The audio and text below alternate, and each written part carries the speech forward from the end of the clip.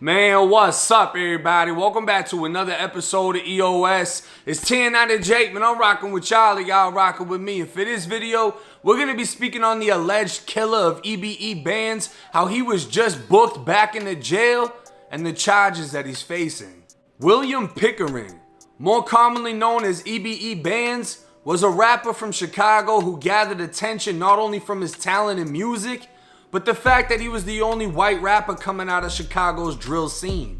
And it wasn't just rap. Bands was a member of the Titanic Stones, a subset of the Black P Stones that originated back in the late 50s, early 60s, and remained a predominantly African American organization. Bands was dropping music in 2014, but the first video I saw of him was a video from the summer of 2015 called Demons. A music video showing one white kid with a collared tee, a MCM backpack, a first day of school haircut, and a big ass gun. I fucked with it. He'd keep dropping music. His love for guns seen in plenty videos and all over his Instagram. And in 2017, 21-year-old Bands would get police attention after being seen in a parked car rolling a blunt. The police approached him. He was seen bending forward with his hand under the driver's seat. After exiting the vehicle, police recovered a .40 caliber Glock with a 22-round extended magazine loaded with 18 shots. Bands was charged with unlawful use of a firearm and possession of marijuana, with his bond set at $150,000, and he was released after paying $15,000. It was in June of 2019, the rumors circulating online would be confirmed by Bands' manager Big C through Bands' Instagram account that he was missing and hadn't been seen in days. He'd been officially reported missing to police June 1st. His apartment had been trashed, indicating some sort of home invasion possibly took place, and it wouldn't be until the 20th that they found his body. The next day, two men were in custody. 23-year-old Bands was believed to have been killed around May 25th. William Zate, 22, is accused of beating Bands with a bat, strikes to his head being his cause of death. Him and Manuel Ramirez, 22, then transported his body to a wooded area where they set Bands on fire. Zate was charged with 2 counts of first-degree murder, and both men were charged with 1 count of concealment of a homicidal death. Zate's bond was set at $1 million, while Ramirez's was set at $500,000. Soon after, Zate bonded out after his relatives put up $100,000, leading many to believe he must be involved in some cartel shit, because who the fuck has $100,000 to bond out of a murder charge? Apparently 20 of his family members put money together, and no one in his family, including him, have any criminal history. Zate had been placed in protective custody while in jail for his own protection, and his family had been in fear for his safety. Ramirez's bond was reduced down to $25,000, and he was also able to bond out.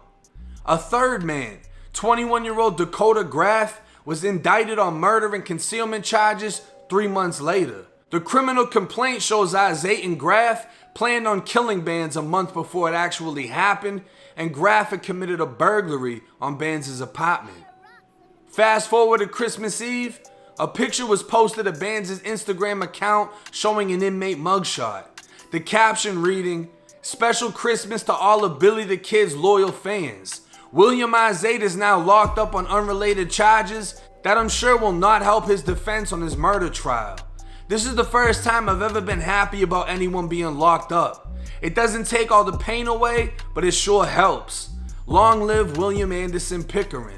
Now, Zate is said to be the one who delivered the blows with the bat that killed Bands.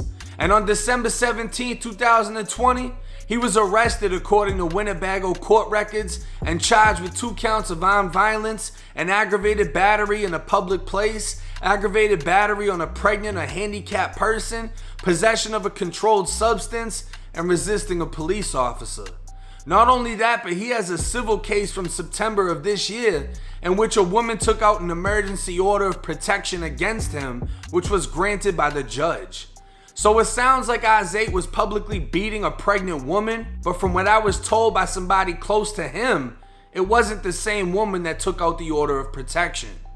You can see visible signs on his face and neck that he was involved in some type of physical altercation, which could have been from the police officers he resisted. But either way, he's back in jail and most likely back in protective custody since his murder case is still in the courts. I'm gonna assume it was Bandz' mom that made that Instagram post, and she's right.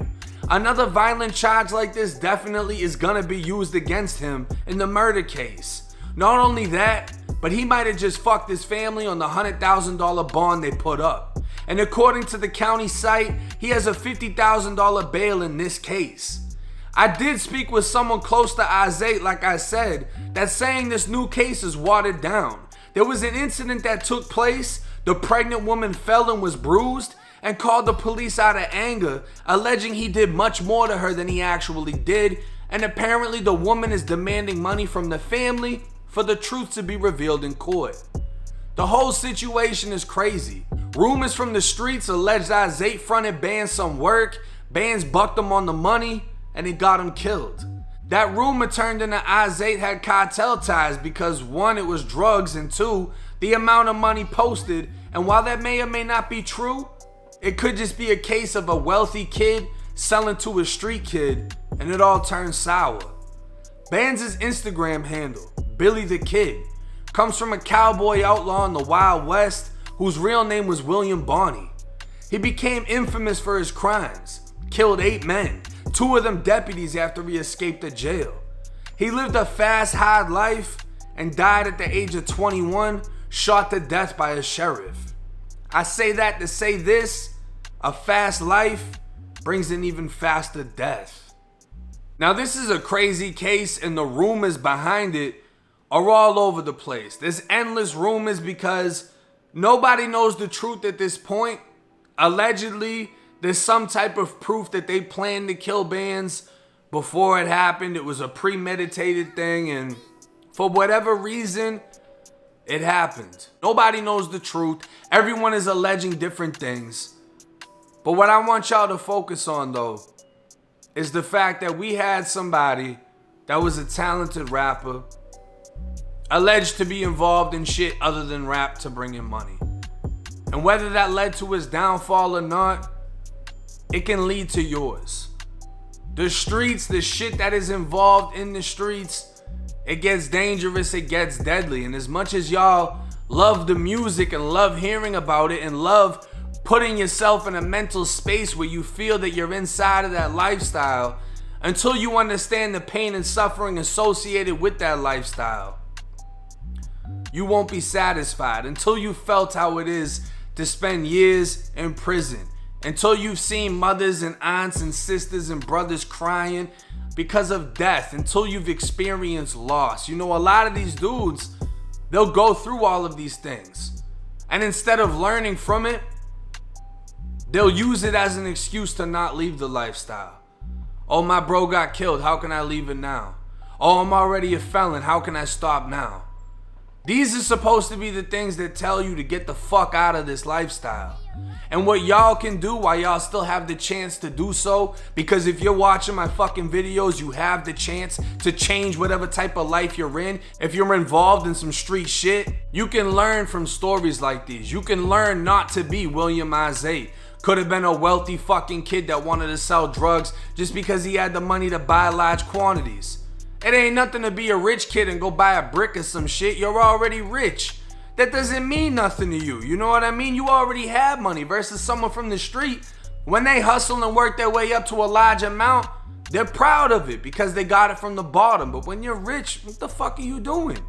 You already got money. We don't know if he was rich, but I know that there's a lot of rich ass kids that want to portray a certain type of lifestyle. I know there's a lot of street kids that stop making money and they don't know how to handle it, and they involve themselves in a whole bunch of other shit instead of learning how to transfer that street mentality into an actual business, a real mentality that's going to survive in society, where you're not going to get killed, where you're not going to get indicted, where you're not going to fall victim to the system or to a fucking bullet. I'll keep y'all posted on this kid's case with the updates as far as this case and the murder case goes. But hey, it's 1090 Jake. I'm rocking with y'all rocking with me. Till next time.